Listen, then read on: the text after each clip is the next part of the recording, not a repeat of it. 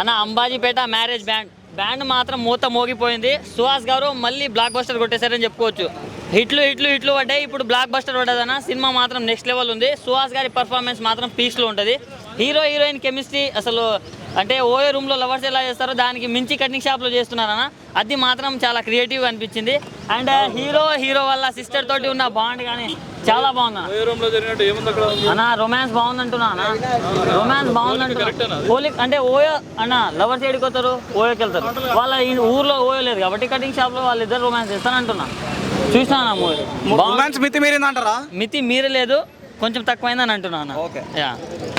బాగుందన్న మూవీ. అంటే కులం గురించి మతం గురించి చాలా సినిమాలు వచ్చాయన్న, కానీ ఇది మాత్రం మాస్టర్ పీస్ అని చెప్పుకోవచ్చు. చాలా బాగుంది. సాంగ్స్ ఒకటి కింద అది బాగుంది. చాలా డాన్స్ స్టెప్లు. ఈ సినిమాతో సుహాస్ స్టార్ అయ్యాడంటారా? స్టార్ కాదు అంటే నెక్స్ట్ పాన్ ఇండియా మూవీ తీయాలని నేను ఆశపడుతున్నాను. సో ఆశకు హీరోయిన్ బాగుంది.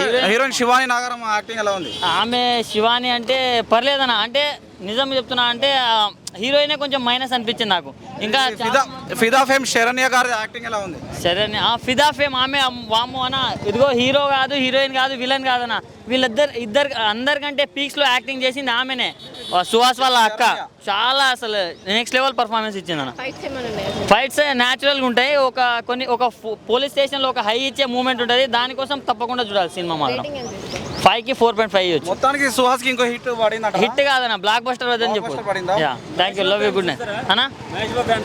నా ఫ్యాన్స్ కూడా చూస్తారన్న, ప్రతి ఒక్కరి ఫ్యాన్స్ అన్న. ఎవరి ఫ్యాన్స్ అనే సంబంధం లేదు అన్న. ఒకటే చెప్తున్నా 6 అడుగుల అందం ఉండాలి, 6 అడుగుల పొడవు ఉండాలి, 6 ప్యాక్ ఉండాలి కాదు. స్టార్ హీరో అవ్వాలంటే స్టోరీ ఎంచుకునే దమ్ము ఉండాలి, యాక్టింగ్ చేసే సత్తా ఉండాలన్న.